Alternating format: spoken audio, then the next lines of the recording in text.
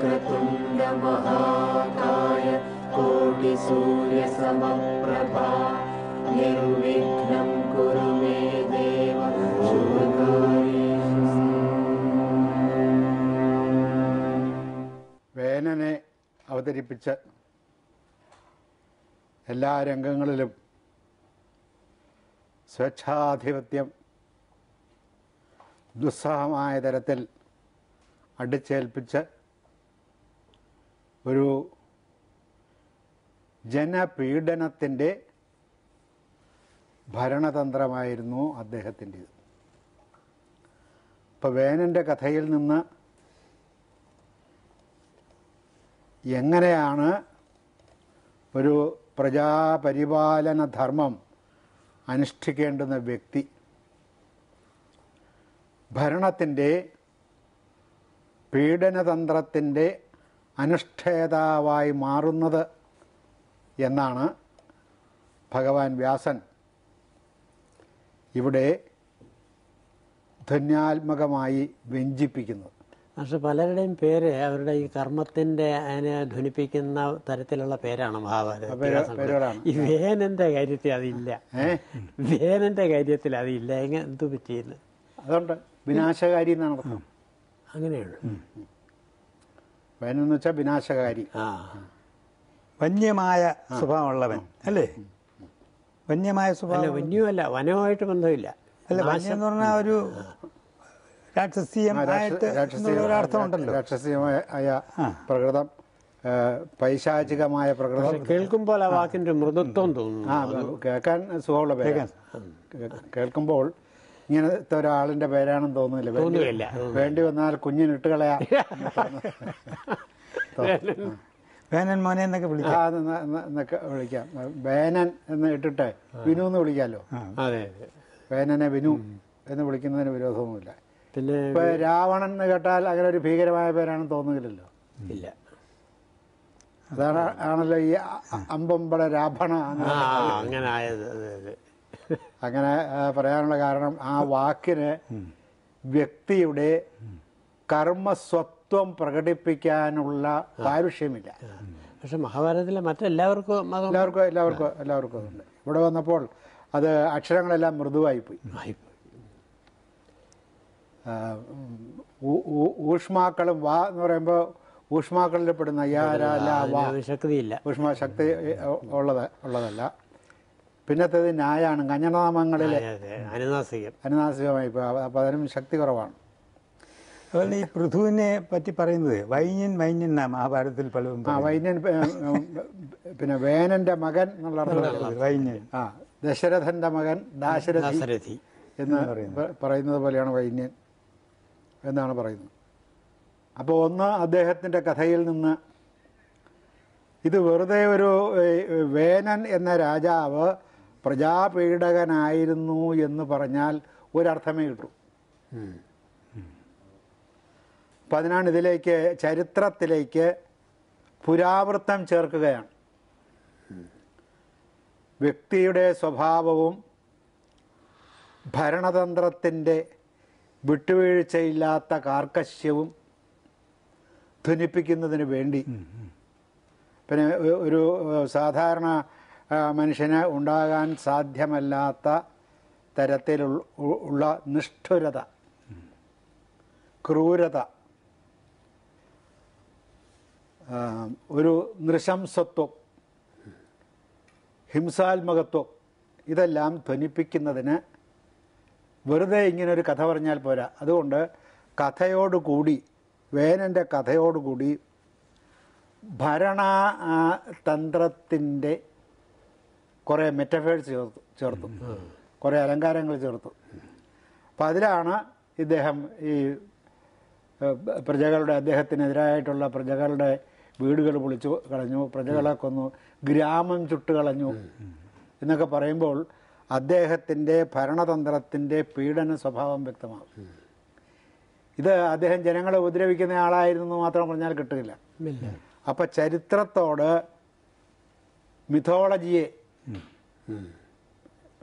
മിഥോളജിയുടെ ഭാഗമായ ഒരു മിത്തിനെ, പുരാവൃത്തത്തെ, പുരാണ കഥാംശമെന്ന് തോന്നുന്ന തരത്തിലുള്ള ഒരു കഥാംശത്തെ ചേർത്ത് ചരിത്രത്തിൽ ഇത്തരമൊരു രാജാവ് അത്യപൂർവമാകയാൽ ചരിത്രത്തെ ഇത് പ്രത്യേകം ചേർത്തിട്ട് ചരിത്രത്തിന് ഒരു പ്രത്യേക അർത്ഥതലം ഉണ്ടാക്കുക. ഈ സ്വേച്ഛാധിപത്യത്തിന്റെ ഒരു ആദ്യത്തെ മോഡൽ എന്ന് വേണേൽ പറയാം. സ്വേച്ഛാധിപത്യ ഭരണത്തിന്റെ സ്വേച്ഛാധിപത്യത്തിന്റെ സമ്പൂർണമായ മാതൃക എന്ന് പറഞ്ഞാൽ തെറ്റായ പ്രയോഗമായിരിക്കും. എന്നാൽ നമ്മൾ പറഞ്ഞു പോന്നിട്ടുള്ളതനുസരിച്ച് മാതൃക, ദൃഷ്ടാന്തം എന്നാണ് ശരിയായ വാക്ക്. മാതൃക എന്ന് പറഞ്ഞാൽ അമ്മയുടെ പ്രവൃത്തി പോലെ ഇരിക്കുന്നതാണ്. മാതൃകാപരമായ ശിക്ഷിക്കണം എന്ന് പറഞ്ഞാൽ അർത്ഥം ശിക്ഷിക്കരുതെന്നാണ്. Positive meaning. അമ്മ മക്കളെ ശിക്ഷിക്കില്ലല്ലോ.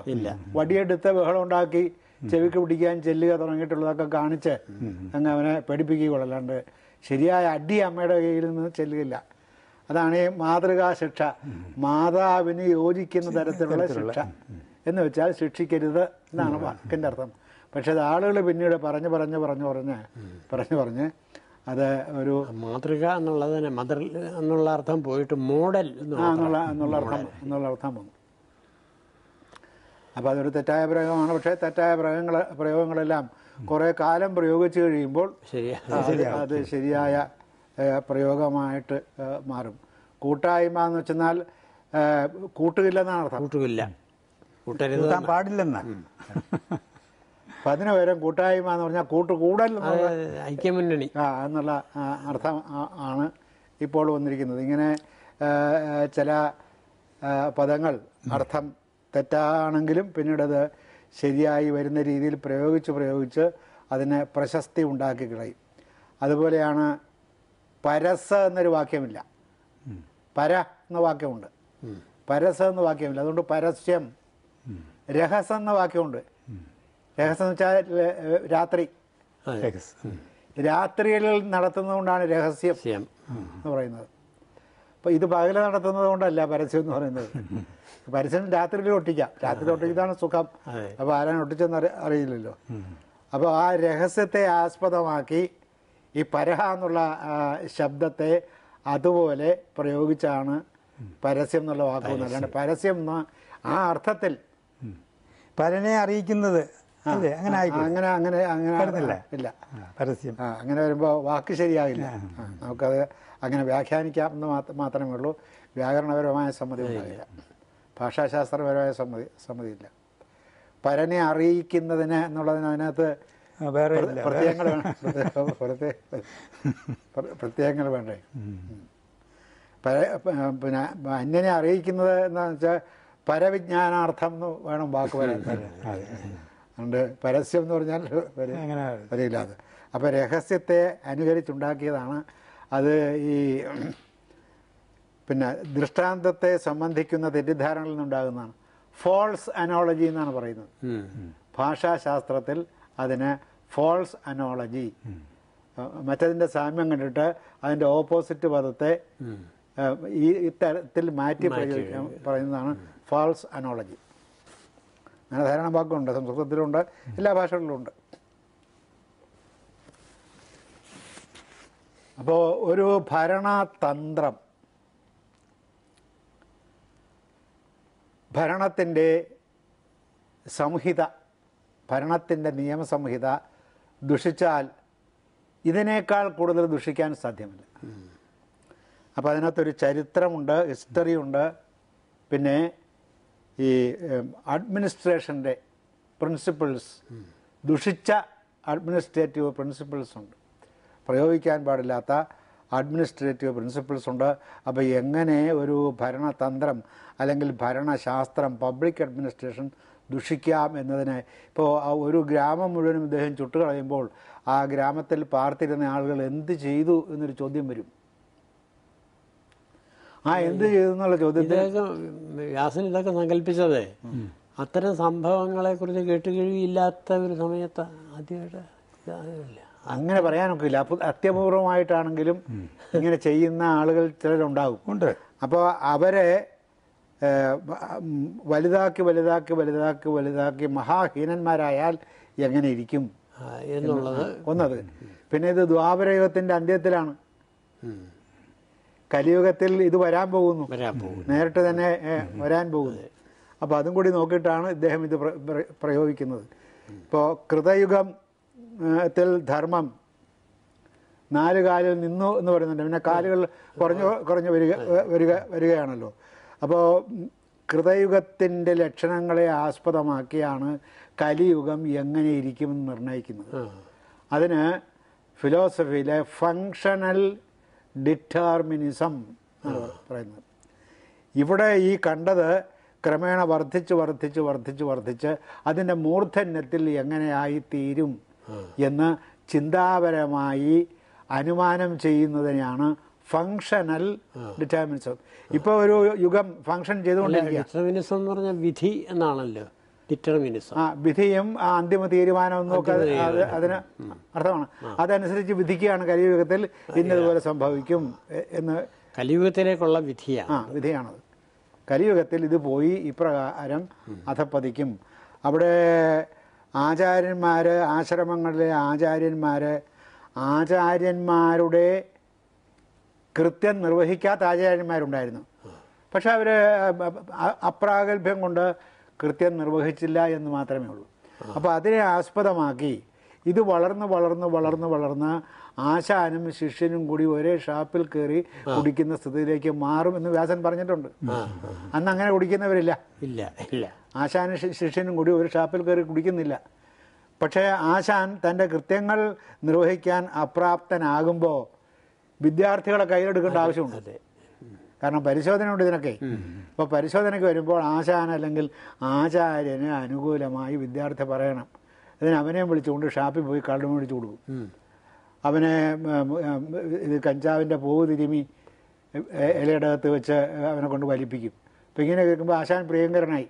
അപ്പം നല്ലപോലെ അവിടെ അത്യധ്വാനം ചെയ്ത് ജ്ഞാനം വിതരണം ചെയ്യുന്ന അധ്യാപകരോടുള്ളതിനേക്കാൾ സ്നേഹം ഈ കഞ്ചാവ് വലിപ്പിക്കുന്ന അധ്യാപകർക്കാണ് ഉണ്ടാകും.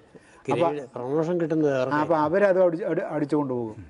അപ്പം ഇങ്ങനെ വിദ്യാർത്ഥികളെ പ്രീണിപ്പിക്കുന്നത് വലുതായി വിദ്യാർത്ഥികളുടെ തല്ലുകൊള്ളാൻ പാകത്തിൽ ആചാര്യന്മാർ വളർന്ന് വികസിക്കുന്ന അവസ്ഥയിലേക്ക് വരും എന്നുള്ളത്. അങ്ങനെ ഒരവസ്ഥ ഇല്ലാത്തപ്പോൾ കണ്ട അവസ്ഥയെ ആസ്പദമാക്കി അഭ്യൂഹം ചെയ്യുകയാണ്. ഇതിനെയാണ് ഫിലോസഫിയിൽ ഫങ്ഷണൽ ഡിറ്റർമിനിസം എന്ന് പറയുന്നത്. ഇതിന് അത്ഭുതമൊന്നുമില്ല. അതൊരു ജ്ഞാനദൃഷ്ടിയോ അങ്ങനെയുള്ള കാര്യങ്ങളൊന്നും വേണ്ട, ചിന്തിക്കാനുള്ള ഒരു ശേഷി വേണം എന്ന് മാത്രമേ ഉള്ളൂ. ഇങ്ങനെയാണ് എല്ലാ കാര്യങ്ങളും ഭാവിയിലേക്കുള്ള പ്രവചനങ്ങൾ നടത്തുന്നത്. അങ്ങനെ അല്ലാത്ത പ്രവചനങ്ങളുമുണ്ട്. പക്ഷേ പല പ്രവചനങ്ങളും വ്യാസൻ അല്ലെങ്കിൽ ഋഷിമാർ ഇപ്രകാരം നടത്തിയിട്ടുണ്ട്. ഇപ്പം നമ്മളൊരു മാവ് വെച്ചാൽ, ഇപ്പം മൂവാണ്ടൻ മാവാണെന്നിരിക്കട്ടെ, മാങ്ങ ഒന്നിനും കൊള്ളില്ലെങ്കിലും അത് വെച്ചു. അപ്പോൾ 3 വർഷം കഴിയുമ്പോൾ അത് പൂക്കുമെന്ന് നമുക്കറിയാം. അപ്പോൾ നമുക്കത് പ്രവചിക്കാം. എന്താണ്, വേറെ മാവുകൾ ഈ ശൈലിയിലുള്ള ഈ പ്രകൃതത്തിലുള്ള വേറെ ധാരാളം മാവുകൾ ഈ 3 വർഷം കഴിഞ്ഞപ്പോൾ പൂത്ത് വരുന്നത് നമ്മൾ കണ്ട ശീലം നമുക്കുണ്ട്. അതുകൊണ്ട് നമ്മുടെ മുറ്റത്ത് വെച്ച ആ തൈമാവ് 3 വർഷം കഴിയുമ്പോൾ പൂക്കും എന്ന് പറയുന്നത് പോലെയേ ഉള്ളൂ ഇതിനകത്ത്. അല്ലാതെ ജ്ഞാനദൃഷ്ടിയോ ജ്ഞാനത്തിൻ്റെ പൂർണ്ണതയോ അല്ലെങ്കിൽ വലിയ ഒരു ലോജിക്കൽ ഇൻറ്റ്യൂഷൻ ഇതിന് ആവശ്യമില്ല. ഇങ്ങനെയാണ് ഇദ്ദേഹം ഓരോ കാര്യങ്ങൾ ഈ മന്വന്തരങ്ങളിൽ ഏതേതെല്ലാം വിധത്തിൽ മനുഷ്യരും ആളുകളും ദേവന്മാരും ഒക്കെ പെരുമാറുമെന്ന് പറയുന്നതല്ല, എല്ലാം ഇതിനെ ആസ്പദമാക്കിയിട്ടാണ്. സാർ, ഈ മഹാഭാരതത്തിൽ തന്നെ ഇത് ഇയാൾക്കുള്ള ദോഷം എന്താണെന്ന് ആരോ ചോദിക്കുമ്പോൾ, ആരാണെന്നുള്ള ഓർമ്മയില്ല, കാലൻ്റെ പൗത്രനായതുകൊണ്ടാണ് എന്നൊരു സ്റ്റേറ്റ്മെൻ്റ് ഉണ്ട് അവിടെ. അതിനെപ്പറ്റി എന്ത് പറയുന്നു? കാലൻ്റെ പൗത്രനായതുകൊണ്ട് ഇങ്ങനെ ദോഷം ഉണ്ടാകാൻ ചാൻസ് ഉണ്ട്? ദോഷമില്ലല്ലോ. കാലൻ ധർമ്മത്തിൽ ഉറച്ചതല്ലേ കാലൻ എന്ന് പറയുന്നത്, ധർമ്മധർമ്മൻ. അപ്പോൾ അദ്ദേഹത്തിൻ്റെ പൗത്രനാണ് ആയതുകൊണ്ടാണ് ഇവൻ ഇങ്ങനെ ആയത് എന്നുള്ളത് നീലകണ്ഠ വ്യാഖ്യാനമുണ്ടല്ല. അല്ലാതെ മറ്റേ മഹാഭാരതത്തിൽ നേരിട്ട് അങ്ങനെ സ്റ്റേറ്റ്മെന്റ് പറയുന്നില്ലെന്നാണ് പറയുന്നില്ല. അങ്ങനെ പറയില്ല. എന്താണെന്നറിയാമോ? കാരണം കാലനെ പിതാമഹൻ ബ്രഹ്മാവ് ഏൽപ്പിച്ച കൃത്യം വളരെ സ്തുത്യർഹമായി അദ്ദേഹം നിറവേറ്റിക്കൊണ്ടിരിക്കുന്നു. അതെ അതെ, അത് നിറവേറ്റേണ്ടതാണ്. തികച്ചും ധർമ്മിഷ്ഠനായിട്ട് തന്നെ ധർമ്മിഷ്ഠനായിട്ടാണ് ചെയ്യുന്നത്. അതുകൊണ്ട് വേറെ ചിലർക്ക് വിഷമമുണ്ടാകുന്നു എന്ന് മാത്രമേ ഉള്ളൂ. ഇപ്പോൾ ജഡ്ജി വിധിച്ച ആ വിധി അനുസരിച്ചുള്ള ശിക്ഷ അനുഭവിക്കുമ്പോൾ ആ ശിക്ഷിക്കപ്പെട്ട വ്യക്തിയുടെ വീട്ടിലുള്ളവർക്ക് അത് പരമസങ്കടമായിട്ട് വരും. അതിന് ജഡ്ജിക്കൊന്നും ചെയ്യാൻ നിവൃത്തിയില്ല. അതിൻ്റെ അർത്ഥം ആ വിധി ദുർവിധിയാണെന്നോ അല്ലെങ്കിൽ അങ്ങനെ വിധിക്കാൻ പാടില്ലെന്നോ അത് ഇനി മുതൽ നിർത്തിക്കളയണമെന്നോ അതിനർത്ഥമില്ല. ഓരോന്നിനും ഓരോ ഫംഗ്ഷൻ കൊടുത്തിട്ടുണ്ട്. ആ ഫംഗ്ഷൻ അനുസരിച്ച് അവർ പ്രവർത്തിച്ചുകൊണ്ടിരിക്കണം. ഇപ്പം കാലൻ പ്രവർത്തിക്കുന്നില്ല എന്ന് വിചാരിക്കേ, ഇപ്പോൾ കുഞ്ഞുനമ്പ്യാരുടെ കാലിൽ ഇല്ലാത്ത കാലം പോലെ വരും. അപ്പോൾ നമ്മൾ ഇത് പ്രാർത്ഥിക്കേണ്ടി വരും. അങ്ങനെ ഒരു കാലത്തെക്കുറിച്ച് മഹാഭാരതത്തിൽ പറയുന്നുണ്ട്. എങ്ങനെയാണ് മൃത്യുവിൻ്റെ ഉൽപ്പത്തി, മൃത്യു എങ്ങനെ ജനിച്ചു. പക്ഷെ മറ്റുള്ളവർക്ക്, ജീവിച്ചിരിക്കുന്നവർക്ക് കാലിനൊരു പേടി സ്വപ്നവും ദുഃഖവും. ജീവിച്ചിരിക്കുന്നവർക്ക് ദുഃഖം ഉണ്ടാവും, അതുകൊണ്ട് കാര്യമില്ല. അങ്ങനെ ജീവിച്ചിരിക്കുന്നവരുടെ ദുഃഖം ഇതിനകത്ത് പരിഗണിക്കാൻ നിവൃത്തിയില്ല. ജീവിച്ചിരിക്കുന്നവർക്ക് ദുഃഖം ഉണ്ടാവണം. പക്ഷേ ഉണ്ടാകാൻ ഈ ഇവർക്ക് എൻ്റെ മുത്തശ്ശനുണ്ട്, മുത്തശ്ശൻ്റെ അച്ഛനുണ്ട്, മുത്തശ്ശൻ്റെ അച്ഛൻ്റെ അച്ഛനുണ്ട്, അദ്ദേഹത്തിൻ്റെ മുത്തശ്ശനുണ്ട്. ഇങ്ങനെ ആളുകൾ ഇരിക്കുകയാണെങ്കിൽ നമുക്കൊരു ദുഃഖം ഉണ്ടാകില്ല. നമ്മൾ തന്നെ ചിക്കി പുറത്തേക്ക് ഇട്ട് പല്ല് പോയിട്ട് ഒരു വീട്ടിൽ കുത്തിയിരിക്കുന്നു പാവം പോലെ 10 കോടി ജനം. പക്ഷെ കാലം ഗുണം ചെയ്തെന്ന് പിന്നീട് ആളുകൾക്ക് മനസ്സിലാക്കുന്നുണ്ട്. പക്ഷെ അപ്പോഴേ അവർക്ക് ദുഃഖം ഉണ്ടാവുന്നുണ്ട്. അല്ല, ദുഃഖം ഉണ്ടാവുന്നത് ഈ ദർശനം അറിഞ്ഞുകൂടാത്തതുകൊണ്ടല്ല ദുഃഖം ഉണ്ടാകുന്നത്. ഈ മരിച്ച ആളിനെ കൊണ്ട് വലിയ പ്രയോജനങ്ങൾ ഉണ്ടായിരുന്നു ഇവർക്ക്, അത് നഷ്ടപ്പെടുന്നു. അത് നഷ്ടപ്പെട്ടു പോകുന്നതിലുള്ള വേവലാതി ആണ്. അത് യഥാർത്ഥമായ ദുഃഖമല്ല. കാരണം ഇത് പെട്ടെന്ന് ഇല്ലാതെയാവുകയും ചെയ്യും. ഒരാഴ്ച, 2 ആഴ്ച, 3 ആഴ്ച. പിന്നെ വല്ലപ്പോഴും ആരെങ്കിലും വരുമ്പോൾ പറയുമ്പോൾ ഒന്ന് മൂക്ക് പിഴിയും. ആണ്ടുബലി അത്രയേ ഉള്ളൂ. ആണ്ടുബലിയൊക്കെ ചിലപ്പോൾ വേണ്ടെന്ന് വെച്ച് കളയുന്നു. ഇപ്പോൾ ദുബായിലിരിക്കുന്ന ആൾ എന്താ ആണ്ടുബലി നടത്താൻ? ഇവിടെ പറഞ്ഞേക്കാം ആണ്ടുബലി നടത്തിയോ കാശ് അയച്ചു തരാം. അപ്പോൾ ഇത് നടത്തിയിട്ട് 5 ലക്ഷം രൂപയായി കേട്ടോ. അത് ഞാൻ മിനിമം നമുക്ക് പരിചയമുള്ള ആളായതുകൊണ്ടാണ് അത്രയും കുറഞ്ഞ ചിലവിൽ ചെയ്തു തന്നത് എന്നൊക്കെ പറഞ്ഞ് ഫോണും വിളിച്ചിട്ട് ഫോണിൻ്റെ പൈസ ഇത്രയും ആയി കേട്ടോ, അതും കൂടി വിളിച്ചു, അതും കൂടി അവൻ കൊടുക്കണം. അതാണ്. അല്ലാതെ കാലൻ തൻ്റെ ധർമ്മമാണ് അനുഷ്ഠിക്കുന്നത്. ആ ധർമാനുഷ്ഠാനം ചിലർക്ക് അസൗകര്യമായി വരുന്നുണ്ട് എന്നേ ഉള്ളൂ. അത് നിവൃത്തിയില്ലാത്തൊരു സംഗതിയാണ്. അതിന് പരിഹാരം എന്താണെന്ന് ഇപ്രകാരം ആലോചിച്ചാൽ നമുക്ക് ഉത്തരം കിട്ടും. ഇവരാരും മരിക്കുന്നില്ല. അങ്ങനെ മരിക്കാത്തൊരവസ്ഥ ഉണ്ടായിരുന്നു. അപ്പോൾ ബ്രഹ്മാവ് തപസ് ചെയ്ത് പ്രത്യക്ഷപ്പെടുത്തിയതാണ് മൃത്യുവിന്. ആളുകൾ മരിക്കുന്നില്ല, വലിയ പ്രശ്നമായി. ദേവന്മാരെല്ലാവരും ഉഴന്ന് ഓടാൻ തുടങ്ങി. ഈ ആളുകൾ പിന്നെ ഇത് ചെറുതായി വരുമല്ലോ. മനുഷ്യൻ പ്രായമായി കൂനി, ആ കൂന് പിന്നെയും കൂടി പിന്നെ അത് റാ പോലെയായി, പിന്നെ അത് ടാ പോലെയായി, പിന്നെ അത് 0 പോലെയായി. എന്ത് ശബ്ദിച്ചാലും ഇപ്പോൾ വിശക്കുന്നു എന്ന് പറയുമ്പോൾ ക്ർ ഇങ്ങനെ ശബ്ദം മാത്രമേ കേൾക്കുള്ളൂ. വേദനിക്കുന്നു എന്ന് പറയുമ്പോൾ ക്ർ എന്നൊരു ശബ്ദം മാത്രമേ കേൾക്കുള്ളൂ. അതുകൊണ്ട് സംസാരിക്കാൻ നിവൃത്തിയില്ല, ഇതെല്ലാം കൂടി ഒന്നായിരിക്കുകയാണ്. അപ്പോൾ ഒരു കിർ മാത്രമേ കേൾക്കുള്ളൂ. ഇങ്ങനെ കിർ മാത്രം കേൾപ്പിച്ചുകൊണ്ട് ധാരാളം ആളുകൾ പടിത്താഴെയും അവിടെയും ഇവിടെയും ഒക്കെ ഈ മുത്തിത്തവള ഇരിക്കുന്നത് പോലെ വീട് നിറച്ച് ഇതുങ്ങളിങ്ങനെ ഇരിക്കുകയാണ്. തന്നെത്താൻ മാറാനും നിവൃത്തിയില്ല. ഇതൊന്നും കൈയും കാലും ഒന്നും അനങ്ങില്ല. അപ്പോൾ നമ്മൾ എടുത്തു മാറ്റണം. ഇങ്ങനെ ഈ ധാരാളം കിർ ശബ്ദം പുറപ്പെടുവിച്ചുകൊണ്ട് ഒരുപാട് മുത്തശ്ശന്മാരും ഒരുപാട് മുത്തശ്ശിമാരും കൂടി ഇരിക്കുന്ന ഒരു വീട്ടിനെ കുറിച്ച് സങ്കല്പിച്ച് നോക്കണം. അങ്ങനെ ഒരു കവിത ഉണ്ടായിട്ടും പഠിച്ചിട്ടുണ്ട്, കാലനില്ലാത്ത കാലം. നമ്പ്യാരുടെയാണ് അത്. അങ്ങനെ ഒരു അവസ്ഥ വന്നു. ആ അവസ്ഥ വന്നപ്പോഴാണ് സമൃദ്ധിയുള്ള കാലം, ഈ കൃതയുഗം തീരാൻ പോകുന്നു.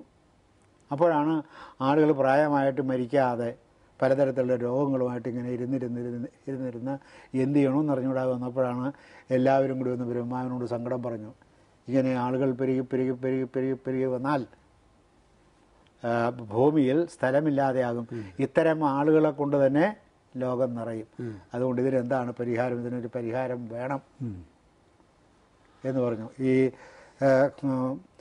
വൃദ്ധജനങ്ങൾ, അതായത് ഈ സന്തത്യുൽപാദനത്തിൻ്റെ മക്കൾ ജനിക്കുന്നതിൻ്റെ റേറ്റ് കുറയുമ്പോൾ ഒരു വീട്ടിൽ ഒരു മകനും ഒരു അച്ഛനും അമ്മയാണുള്ളത്.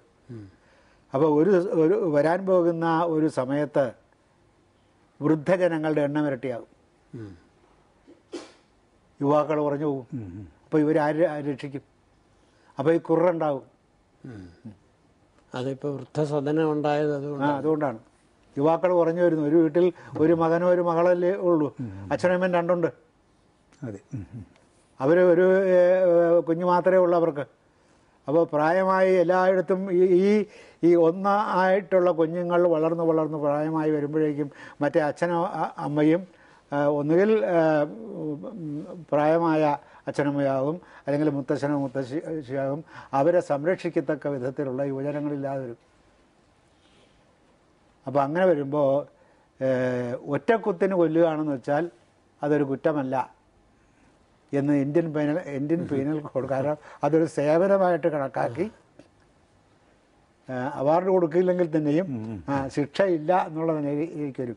ഇത് ആവർത്തിച്ചാൽ അവാർഡ് പോലും കൊടുക്കേണ്ടി വരും. കാരണം ഗവൺമെൻറ്റിനെ അങ്ങനെ ഒരു പതനത്തിൽ നിന്ന് രക്ഷിക്കുകയില്ലേ. അപ്പോൾ അവന് ചെറിയൊരു അവാർഡ്, ആദ്യം ഒരു സർട്ടിഫിക്കറ്റ് മാത്രം, പിന്നെ സർട്ടിഫിക്കറ്റ് ഇതിൻ്റെ കത്തിച്ച് കളയാനുള്ള ചിലവും കൊടുക്കാൻ ഗവൺമെൻറ് ബാധ്യസ്ഥമാകും. ഇത്തരം ഒരു അവസ്ഥയിലാണ് ബ്രഹ്മാവ് തപസ് ചെയ്ത് തപസ്സിൻ്റെ അന്ത്യത്തിൽ, അത് നമ്മുടെ ആരോഗ്യ നികേതനം ഉണ്ടല്ലോ, നോവൽ, ബംഗാളി, താരാശങ്കർ ഉപാധ്യായയുടെ ആരോഗ്യ നികേതനം എന്ന് പറയുന്ന നോവലിൽ ഇത് അങ്ങനെ തന്നെ അദ്ദേഹം എടുത്തു ചേർത്തിരിക്കുക. മഹാഭാരതത്തിൽ നിന്ന് കറുത്ത് കരി പോലത്തെ നിറമാണ്, ചുവന്ന കടക്കണ്ണും ചുവന്ന നാക്കുമാണ്, എന്നിട്ടിങ്ങനെ നീണ്ട പിൻഭാഗമൊക്കെ കവിഞ്ഞു കിടക്കുന്ന മുടി, കരിയുടെ നിറം, മഞ്ഞ പല്ല്, നല്ല മഞ്ഞ നിറത്തിലുള്ള, പൊതുവേ മഞ്ഞ നിറത്തിലാണ് പല്ലിരിക്കുന്ന പലരുടെയും, എങ്കിൽ തന്നെയും അതിനേക്കാളുമൊക്കെ മഞ്ഞച്ചതാണ് എന്ന് എടുത്ത് കാണിക്കത്തക്ക വിധത്തിൽ ഉള്ള പല്ല്. ചിലപ്പോൾ ഈ ചുവന്ന കണ്ണിന് പച്ച നിറമാണെന്നും തോന്നും. ഇങ്ങനെ മാറി മാറി വരുന്ന നിറത്തോടു കൂടിയ കണ്ണ്, ക്രൂരമായ ദംഷ്ട്രകൾ. ഇങ്ങനെയാണ് പിങ്കളകേശിനി, പുകയുടെ നിറമുള്ള മുടി. ഇത് അങ്ങനെ തന്നെ പറയും. പിങ്കളകേശിനിയായ അദ്ദേഹം ഈ നാടി പിടിച്ച് നോക്കിയിട്ട് പറയും, ഇങ്ങനെ ആയിട്ടില്ല. ചിലപ്പോൾ പറയും, വാതിൽക്കൽ വരെ എത്തിയിട്ടുണ്ട്, പദനിസ്വനം കേൾക്കാം, മരണത്തിൻ്റെ അവിടെ വന്നിട്ടുണ്ട്, ഇനി വലിയ താമസമില്ല, കവിഞ്ഞാലൊരു മാസം കഴിയുമ്പോൾ ആൾ തട്ടിപ്പോവും. അങ്ങനെയാണ് അവർ ഭാര്യയും ഭർത്താവും തമ്മിൽ വഴക്കുണ്ടാകുന്നത്. ഇങ്ങനെ വെറുതെ ഇരുന്നുകൊണ്ട് ഇത് പറയുക എന്നുള്ളതല്ലാതെ ഒരു മരുന്ന് കൊടുത്തിട്ടൊരു കാശ് വീട്ടിലേക്ക് ഗുണമായിട്ട് കിട്ടുക എന്നുള്ളതില്ല. അതുകൊണ്ട് ആളുകൾക്ക് പേടിയാണ്, ഇങ്ങനെ അടുത്ത് ചികിത്സിക്കാനും വരില്ലാരും. നാട് പിടിച്ചിട്ടുണ്ടെങ്കിൽ മരണം എപ്പോഴാണെന്ന് പറയും പുള്ളി. അപ്പോൾ അത് ഈ മരണത്തിൻ്റെ വർണ്ണന താരാശങ്കർ ബാനർജി, നമ്മുടെ ഈ മലയാളത്തിലെ നോവലിസ്റ്റുകളിൽ ഏറ്റവും വലിയ നോവലിസ്റ്റാണ് അദ്ദേഹം. ഇപ്പോൾ താരാശങ്കർ ബാനർജി ഗണദേവതയാണ് അദ്ദേഹത്തിൻ്റെ ആദ്യത്തെ നോവൽ. അത് കഴിഞ്ഞിട്ട് അദ്ദേഹം ഈ ആരോഗ്യ നികേതനം എഴുതുമ്പോൾ ഈ വർണ്ണന, മൃത്യുവിൻ്റെ വർണ്ണന, മൃത്യു വരുന്നത് നാഡീസ്പന്ദത്തിൽ നിന്നാണ് അദ്ദേഹം മനസ്സിലാക്കുന്നത്. കരസ്യ അങ്കുഷ്ഠമൂലേ യാ നാഡി ജീവസാക്ഷിണി. കരത്തിൻ്റെ അങ്കുഷ്ടം തള്ളവരല്ലേ, ഏത് നാഡിയാണോ ജീവൻ്റെ സാക്ഷ്യം പറയുന്നത്, ജീവസാക്ഷിണി, തച്ചേഷ്ടയാ, അതിൻ്റെ സ്പന്ദത്താൽ ചേഷ്ട കൊണ്ട്, ജ്ഞേയം അറിയാം, സുഖം ദുഃഖം കായസ്യ പണ്ഡിതൈ. പണ്ഡിതൻ എന്ന് വെച്ചെന്നാൽ പണ്ടേക്കുറിച്ച് അറിയുന്നവനാണ്. പണ്ടാന്ന് വെച്ചാൽ ബ്രഹ്മം, അല്ലാതെ നമ്മുടെ ഈ മലയാളം കേട്ട് എഴുതുന്ന ആളുകളല്ല. അപ്പോൾ ബ്രഹ്മജ്ഞനായ ഒരാൾക്ക്, കാരണം അയാൾക്ക് ഈ പണ്ട ബ്രഹ്മം എന്നുള്ളത് ഏത് ഭാഷയാണ്? സംസ്കൃതം തന്നെ. സംസ്കൃതം. അപ്പോൾ പണ്ടയുടെ സ്പന്ദം അറിഞ്ഞിട്ടുള്ളവരാകയാൽ അവർക്ക് ഈ സ്പന്ദവും ആ പണ്ടയുടെ സ്പന്ദവും തമ്മിൽ എപ്പോഴും അനുരൂപമായിട്ടേ സ്പന്ദിക്കാവൂ.